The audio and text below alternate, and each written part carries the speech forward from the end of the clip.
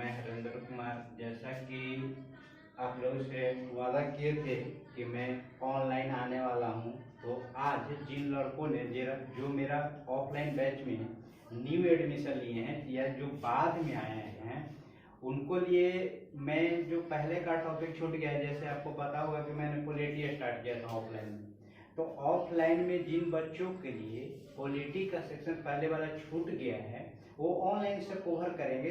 मैं क्लास में भी बोला था कि जो जिनको छूट गया वो ऑनलाइन में अपना देख लेंगे, ठीक है, और वो यहाँ से समझने की कोशिश करेंगे, ठीक है।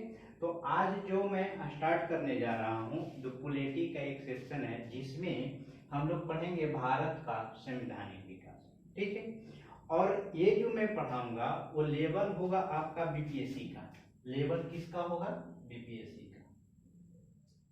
अब देखिए, और general competition, BPSC general competition भी सब आ गया, रेलवे आ गया, बैंक आ गया, एसएससी आ गया, बिहार एसआई आ गया, बिहार स्टेट का पीसीएस, एसआई और हर स्टेट का पुलिस डिपार्टमेंट और रेलवे, एसएससी, सारे एग्जाम इसमें थ्रू आ जाएंगे, ठीक है। अगर मान लीजिए कि किसी को जांच करना है कि ये जो टॉपिक पढ़ाया जा रहा है वो एक्चुअल में सही पढ़ाया जा रहा है, परीक्षा ओरिएंटेड पढ़ाया जा रहा है या नहीं पढ़ाया जा रहा है, तो ये क्या करेंगे कि हर एक लड़के क्या करेंगे कि जैसे मैं टॉपिक स्टार्ट किए हुए हैं भारत का संवैधानिक विकास, ठीक है। तो इसमें 10-12 चैप्टर, एक कुछ अधिनियम पढ़ना है, तो ये सब पढ़ाने के बाद ये भारत का संवैधानिक विकास खत्म।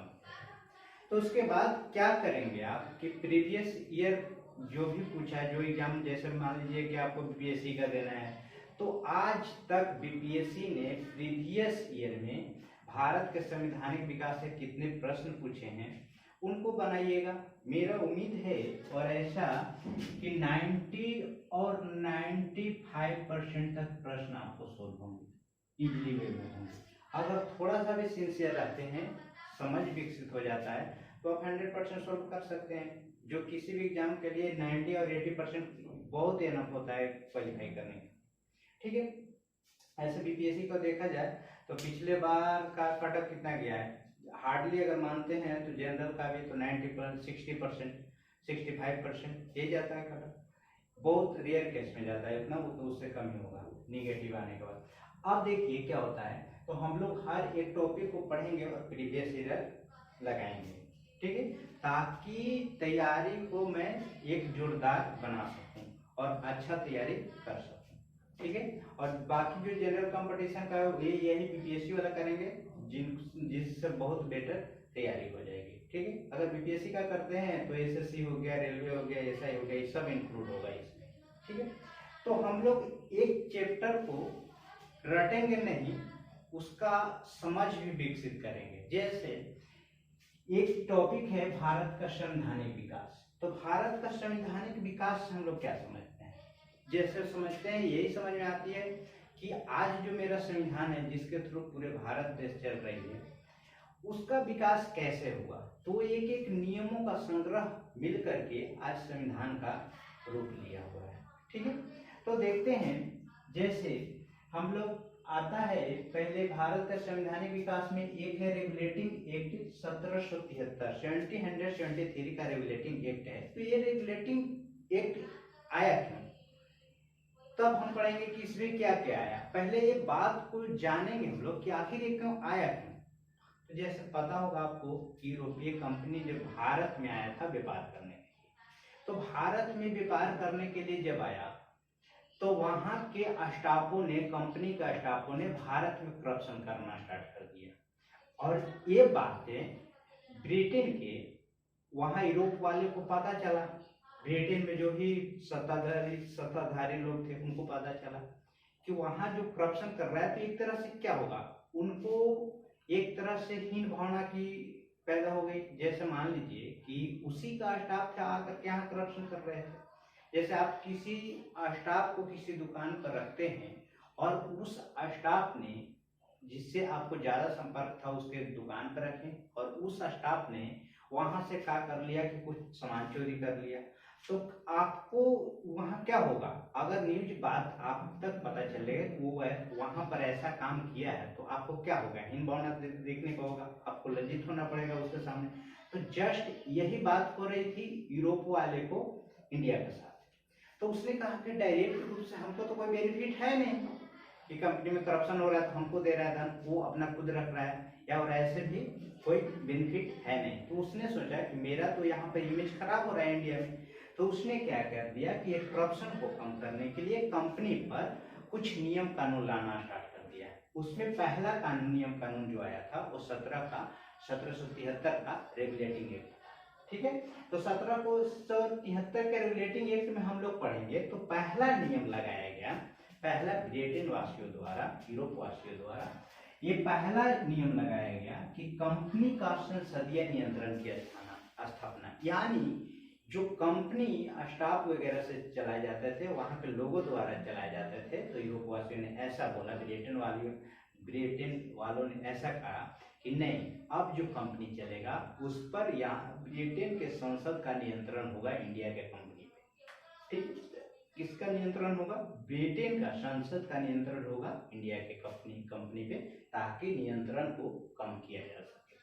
ठीक है, दूसरी बात बोला गया कि गवर्नर की जगह गवर्नर जनरल, कुछ और चेंज किए। जैसे बोला गया कि जो गवर्नर है उसको पद को हटा करके गवर्नर की जगह कौन सा पद लाएंगे, गवर्नर जनरल लाएंगे। अब देखिए इस बार जब गवर्नर का पद को गवर्नर जनरल कर दिया गया तो बंगाल का प्रथम गवर्नर जनरल, तो बंगाल का प्रथम गवर्नर जनरल कौन बना, ये क्वेश्चन आते हैं जनरल कंपटीशन बहुत आते हैं कि बंगाल का प्रथम गवर्नर जनरल कौन था, वारेन हेस्टिंग्स। ठीक है, अब यहाँ देखिए कि 4, 5 और 2, 3 मैंने लिखा है। जैसे देखिए आज बहुमत का सरकार है, तो बहुमत का सरकार का कॉन्सेप्ट जो लिए हैं हम लोग वो यहाँ से लिए हैं। वो कैसे लिए हैं कि देखिए पहले 4 मेंबर होते थे, वारेन हेस्टिंग यानी गवर्नर जनरल के सदस्य 4 होते थे और एक गवर्नर जनरल 5 होते थे। ठीक, और जिधर 3 मेंबर चले जाते थे यानी 2 सदस्य और एक गवर्नर जनरल, उधर बिलिंग पास हो जाता था, यानी जो नियम कानून वो बन जाता था। ठीक है, यानी बहुमत का जो भी यहाँ प्रायोरिटी मिलने लगा। तो आज भी हम लोग इसका फोटोकॉपी किए हैं यानी नकल किए हैं। जैसे बहुमत की सरकार होती है, जैसे केंद्र में बहुमत की सरकार होगा तो प्रधानमंत्री बनेगा, अपना सरकार चलाएगा, और स्टेट में जो बहुमत होगा उसके पास वो मुख्यमंत्री बनेगा। तो क्या बहुमत का कॉन्सेप्ट यहाँ से हम लोग लिए हैं। ठीक है, तो बहुमत का कॉन्सेप्ट यहाँ से है। अब आगे बातें हैं कि सर्वोच्च न्यायालय की स्थापना। ठीक है, ये 1773 के रेगुलेटिंग एक्ट के तहत ही एक सुप्रीम कोर्ट की स्थापना हुई। क्या हुई, सुप्रीम कोर्ट, सर्वोच्च न्यायालय की स्थापना हुई। ठीक है, और ये सर्वोच्च न्यायालय की स्थापना 1773 के रेगुलेटिंग एक्ट के तहत 1774 में कोलकाता में होती है। कहाँ में होती है, ये क्वेश्चन पूछता है कि सुप्रीम कोर्ट की स्थापना कहाँ हुई थी और कब हुई थी। ठीक है, तो 1773 के रेगुलेटिंग एक्ट के तहत हुआ था, 1774 में हुआ था और कोलकाता में हुआ था। ठीक है, आगे बात है प्रथम। अब भाई सुप्रीम कोर्ट की स्थापना हुई तो जाहिर सी बात है कि उसमें कुछ मुख्य न्यायाधीश होंगे।